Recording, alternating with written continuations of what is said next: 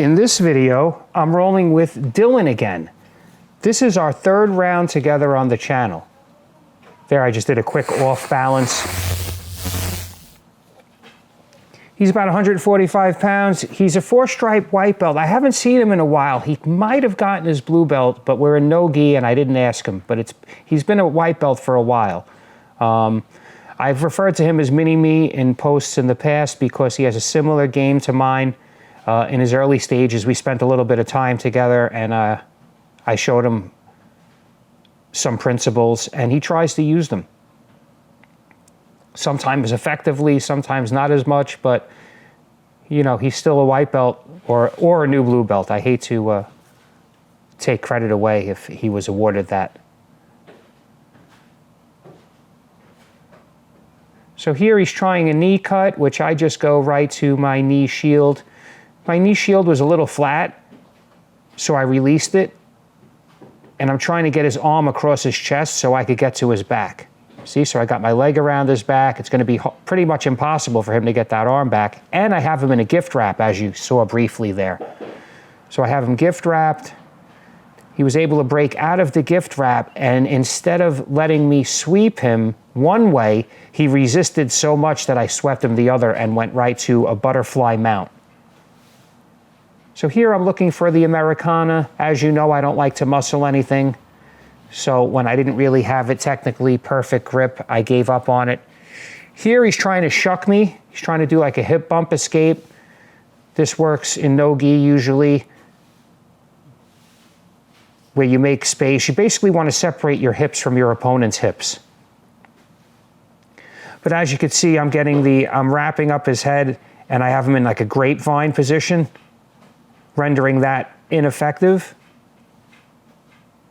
And as you can see, whenever he hip bumps like that, I kind of just go up a little higher. I bring my hips up higher into his frames. So all my weight is sitting forward. So here I'm looking to isolate an arm. I'm looking to get that elbow away from his body to create weakness. See, I'm pushing with my left hand. So here I'm basically going to his back or the spider web position. I have a lot of options from here. I have my right leg across his back. So as he's trying to escape, I just go to mount. Again, trying to isolate that arm, but do it in a technical way, not in a meathead way. Even though he's a little smaller than me, Dylan, he's probably of similar strength. You know, I definitely have a weight advantage. So there I was able to free my leg and get to a side control position. I'm keeping his right arm off the mat, his right elbow, because I want to isolate it, and it prevents him from bridging. But he was still able to make space and get his guard back, so that was a really good job on Dylan's part. There's Aaron in the background. I have a round with him.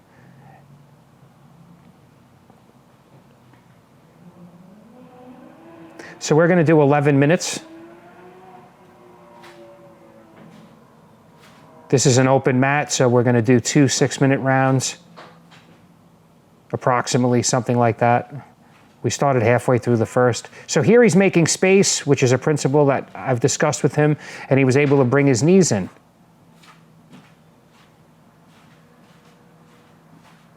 I'm cupping his legs and making him into a ball. And then when I'm ready, I let his legs drop.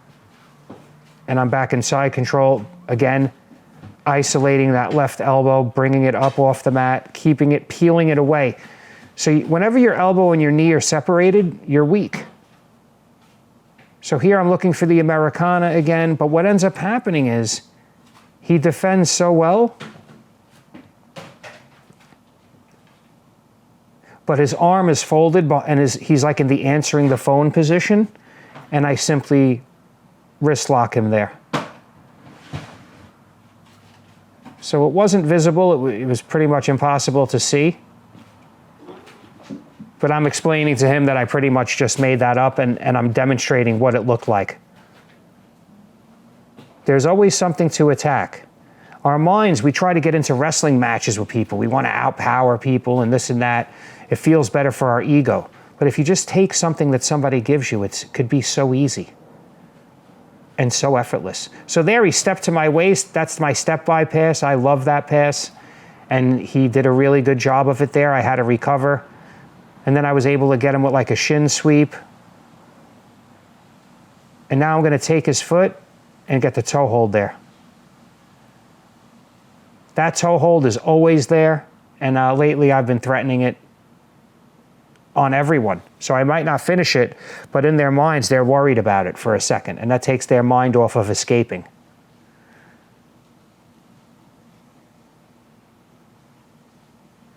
So that's the guy in the background there, in the black, I don't know a lot about him, but what I do know is he's a good wrestler. I don't know to what level, but I heard he was like a champion.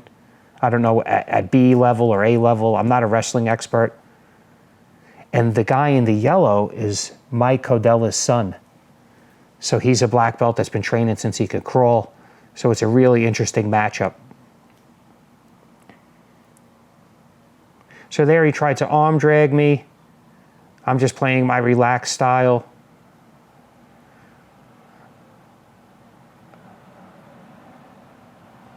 Kind of feeling him out, waiting for him to make a mistake, take a sweep. So there I was able to just pull his arm across and push him back and get on top.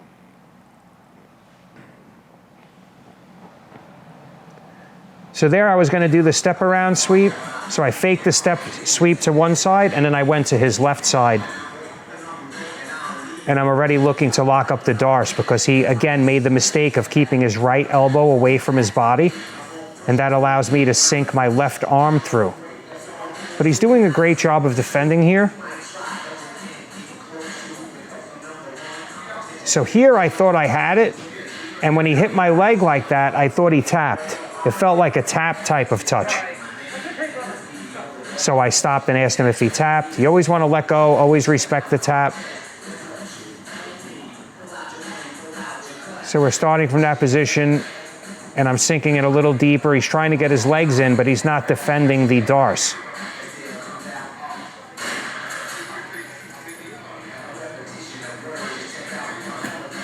That was a good throw in the background.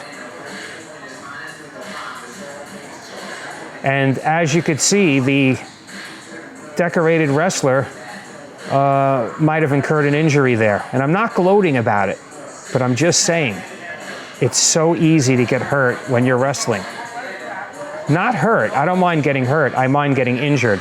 So there, the arm, the elbow being away from the body allows me to sweep in with the Darce, the arm bar setup, the Kimura setup. It opens up everything. So when you keep your elbow close to your body, it prevents all of that. So much of jiu-jitsu is positioning errors, the initial positioning before the engagement. Anyway, I hope that wrestler's okay. He's getting up slowly, and you know, he's a specimen, the guy. You know, you could tell he's probably been training for his whole life.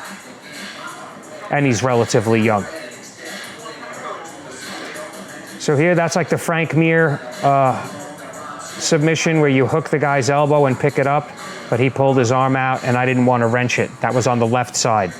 So here I'm clearing the hooks and passing. From here I have my right knee next to his waist, so he can't do anything effective on that side. He can't bring his legs back in. And then I hit him with the Americana, I believe. That's Arba. I have other videos with Arba. She was walking by the camera.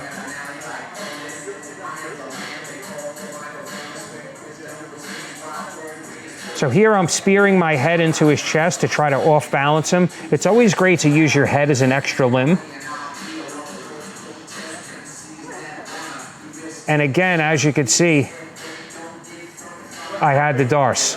I mean, and he really just walked right into it. I wasn't even thinking about, oh, I'm setting this up or whatever. All I saw was that his elbow was away from his body and I could shoot my arm through.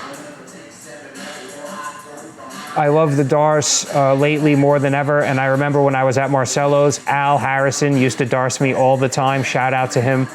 He's a black belt under Marcelo now and mentored me a bit when he was a brown belt. And I still, like, his Darce setups are just sinking in. So there I tried to step over with the arm bar, my step over arm bar. Now I'm looking for the Americana on the other side.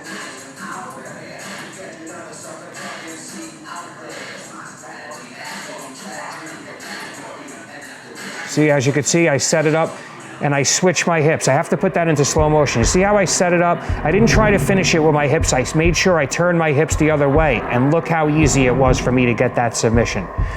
Marcelo used to say that was a strongman move, but I don't think so. I think it's a totally legit move if done at the right time.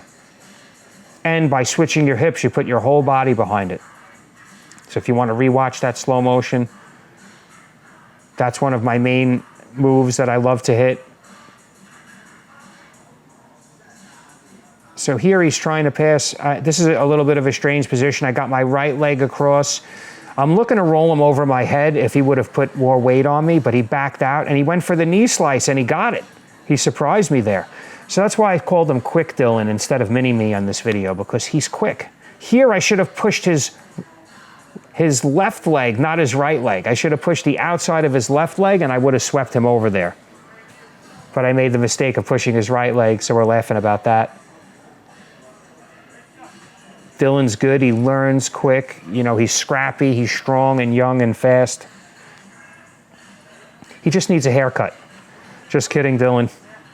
But seriously, I don't know how guys roll with long hair or do any sport. I see football players, they have long braided hair under their helmet. And then they get hit, the helmet goes flying. It's not really on their head, it's on their hair. There goes Hussein.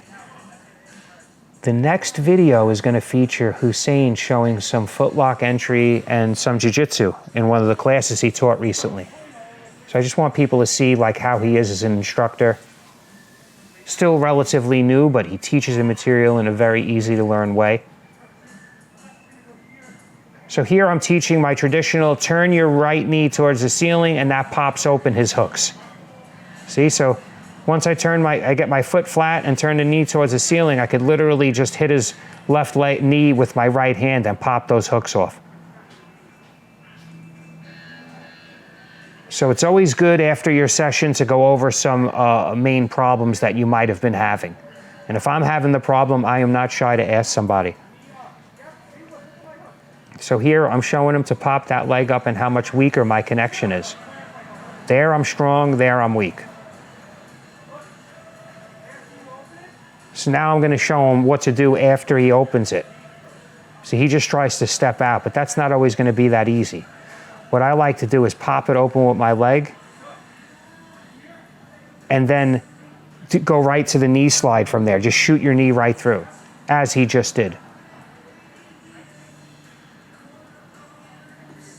It's not going to be easy. Everything's a struggle, but it's a pathway that's viable and efficient.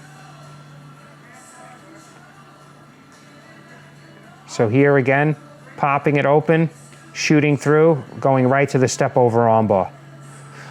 But thank you for watching. More to come with Dylan. I have rolls with him in the gi. They'll be in the description, as well as an X-Martial link if you want to help support the channel. If you want a rash guard and shorts like the ones I have on, open mat, go to X-Martial, links in the description. You put in code JITS over50, everything's 15% off. Also, it could be in combination with a sale. They have a lot of sales, 25% off, things like that. So check it out.